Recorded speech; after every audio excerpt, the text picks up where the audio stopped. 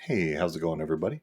It's time for another Marvel Contest of Champions video, and today we are talking about Variant 6. Just dropped today, and personally, this was my favorite variant so far. It was a lot of fun. It wasn't anything super crazy. It was challenging, but it wasn't incredibly challenging like you wanted to rip your hair out.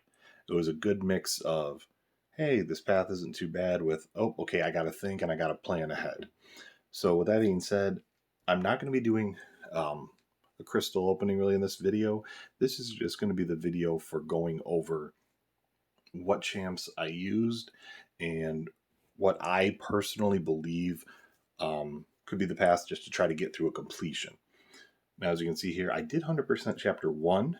I kind of sat down, had a little bit of free time while watching some TV, and I decided, hey, we'll just kind of knock it out and also get some different, my opinion on some different paths as well to see if I changed my mind, which I partially did. So we're going to start off here in Chapter 1, something amiss, and don't mind the champs I'm bringing in, just bringing in a team just to get in. So this isn't, it was a good one to get you kind of started off. So myself personally on this one, I ended up taking for my completion original path, I took this right side path here that has Hyperion, Elektra, Luke Cage, Wolverine, Ronan, Mephisto up into Rhino. This one, it's got physical resistance and energy resistance. Nothing nuts, nothing too crazy. However, it does have Mastermind, which 100% additional time on bleed, poison, incinerate, and shock debuffs. So any champs you got that have that stuff, it's going to add on. And honestly, the damage, you're still going to do some decent damage. Yeah, it'll be a little bit down, but it's nothing crazy. And the champs on this path aren't anything crazy. As long as you have something to deal with Hyperion, or you're just really good at baiting his specials. Personally, I use Doom. If you've got Doom, he works perfectly. Another champion that can work out well on this path, just for the additional bleed and everything, is Venom. Venom is overall another MVP for this entire variant. And then having a Mephisto counter, or again, being able to play away from his Incinerate aura. I used Void. Void always works great against Mephisto. All these fights here, they're cut and dry. There's nothing crazy. It's like fighting a normal version of them, just with a little extra resistance. Up to Rhino. Rhino, pretty much a standard Rhino. However, he does have explosive personality, and he does have long distance relationship. So the explosive personality, you just want to avoid hitting into his block as much as you can. If you have to once or something, okay, to try to draw a special. However, if he gets to 5 stacks, it's going to explode. It's going to take away a massive chunk of your health. You don't want to deal with that. Long distance relationship, you want to make sure to be backing away after doing some attacking to ensure that those debuffs don't stack on you, because it's going to take away your attack. It's going to take longer to beat Rhino as he's already tanky. I actually personally just ended up using Void for almost all 3 of these, and he worked. The extra damage from the debuffs, it just helped. But honestly, it's like I said, it's a pretty standard Rhino. You just need to just be patient and just hit him, and he is going to go down. So that one, the first part of Chapter 1 there, nice, easy start. So the next one, the Underbelly here, where we got Winter Soldier as a boss. This one, I originally took this right path here as my completion path because it had less power growth, or less power gain on it. And I went through, I used Venom, I used Doom, Void, used all them. The Killmonger, however, if you don't have a counter Killmonger, it's Killmonger. He can be definitely a pain for some people. I just, for lack of anything else, I used Venom to keep him armor broke. The one nice thing about the path is it does have Madness, which if you trigger an armor break on them, they are not going to gain any power until that armor break ends. So if you can just keep spamming the armor break on him every time he's going to run out, he's not going to gain power. That goes for everybody else on the path as well. So for me, it was a long fight, but I got through it. However, upon going to the other paths, I did think that this one is a little bit easier here on the left, only because it doesn't have the Killmonger. However, It does have the increased power rate by 50%, which can definitely be annoying. However, again, if you can trigger the armor break on them, it's really not going to be too bad, because you can keep them power locked and just keep that going. Symbiote Supreme is not affected by this. He's not going to gain any additional power other than through his normal way, so you don't have to worry about that. The champs are all pretty straightforward. If, for example, you get your Venom to be putting these armor breaks on him, he's great for the symbiote Spidey at the end as well. So that's my opinion. This path is a little bit easier, especially if you're not a fan of fighting Killmonger. If you don't mind fighting Killmonger, the right side path was also pretty standard and easy as well. Onto the Winter Soldier here. He's got the same triggering an armor break will cause a power lock, so not bad there. He's a pretty standard Winter Soldier. The only major difference here is the unblockable finale. So once he hits 25% and below on his health, he is going to be unblockable. So just be aware of that. Keep an eye on his health. Don't let yourself get stuck and go, oh no, and get hit like that. He does have dash vulnerability, so if you're really good at intercepting, he is going to take additional damage. But pretty much as it is with Winter Soldier, bait SP1, bait SP1, bait SP1, and you're going to beat him. So that's the first two. Again, nothing super crazy within these chapters here. So then we are going to go on to the next part, chapter 2 here, which I have only done the initial clears through. That's enough to kind of get an idea of what I'm looking to do. Now, in my opinion on this one, and I haven't got to use them as much lately, so I really enjoyed it. If you happen to have a Void, an Awakened Void especially, he is so much fun to use in this because everybody has some type of regen. And so you can see here, once you get up here, regenerating 1% health permanently. Once you can start stacking Voids, debuffs on them and getting that reverse, oh, it's just so much fun to watch them melt. So as you can see, this is the path I took. Hood to Goldpool to Sentry, Tigra, Thor Ragnarok, Blade, and Vision Arcus. That was the path I took. Worked out fine. The other path that other ones this is made for as well is Kingpin, Rhino, Killmonger.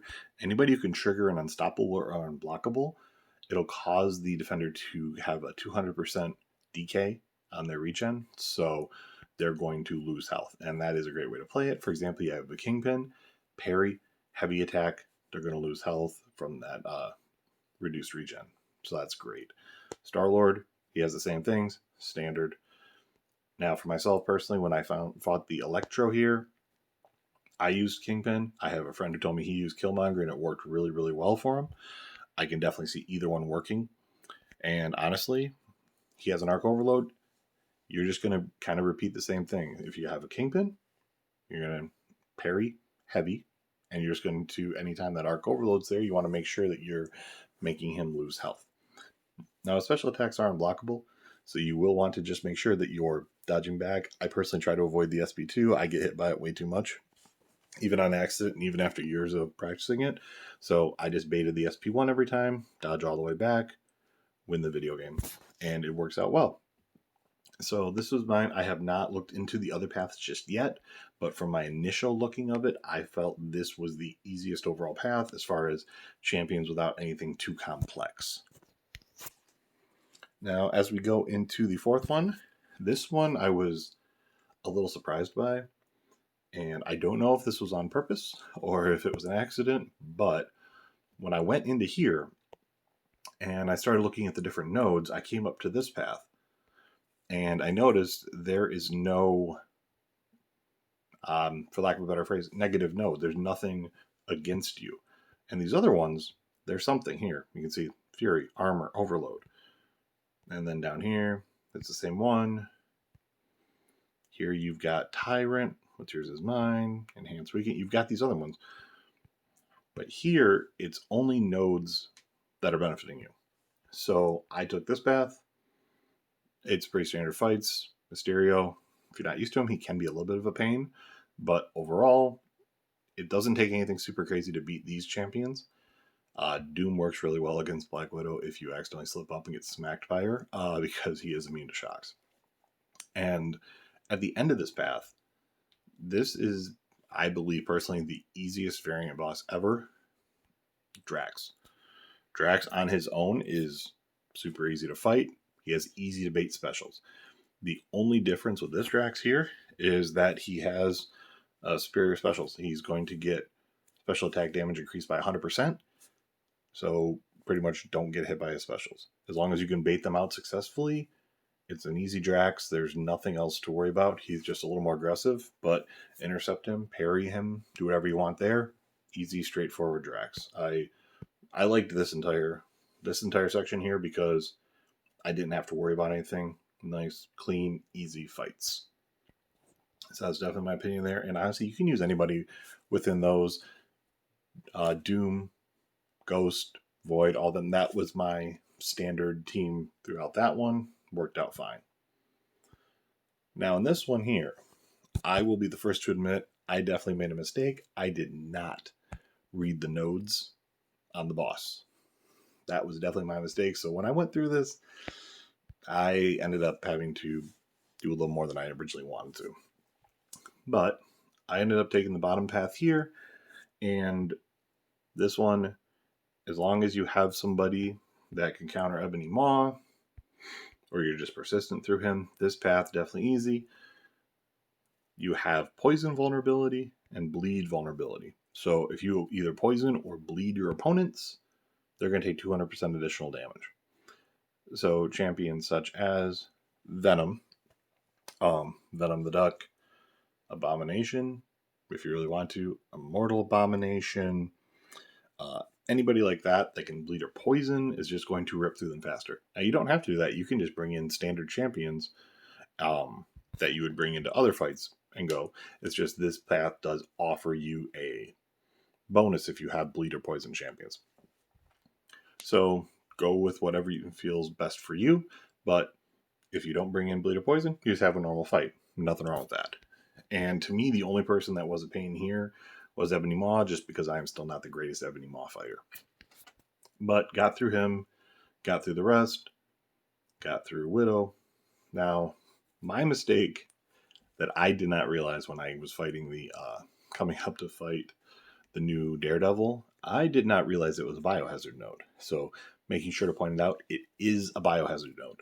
So you will want to make sure you bring in somebody at least bleed immune, and then obviously poison immune if you want to fight, if you want to hit into his blocks. So number one, sitting at the top of the list would definitely be Omega. Omega works wonders for obvious reasons there with his degeneration on him. Magneto can work well as long as you don't plan to hit into the blocks because he has that 90% reduced potency of bleeds. Sentinel has double immunities. He definitely works out well. So those champs would be good for fighting him. Now, he does have just a couple things here. He does have heavy hitters, so his heavy attacks cannot be interrupted, so make sure you're not rushing in to punish his heavy attacks. His aggressive, so he's just going to be pushing at you, which does work well with the dash vulnerability. He is going to take more damage.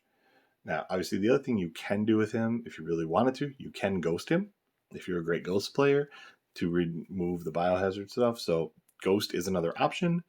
I'm not the greatest ghost player in the world, so I did not have the greatest success. That is how I got through him, but it did take me a minute to really get into a rhythm. Also, make sure before fighting them that you are familiar with Daredevil's new animations, because it can definitely catch you off guard if you're not. And that's 5 of the 6, and now just one more, and you're going to be on your way to having a nice, easy completion on what I think is the easiest variant to complete.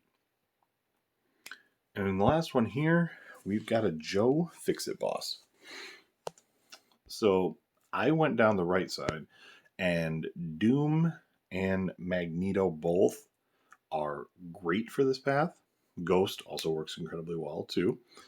The reason that I like this path is right here, Heavy Assault. Both champions' attack is increased by 500% when using a heavy attack.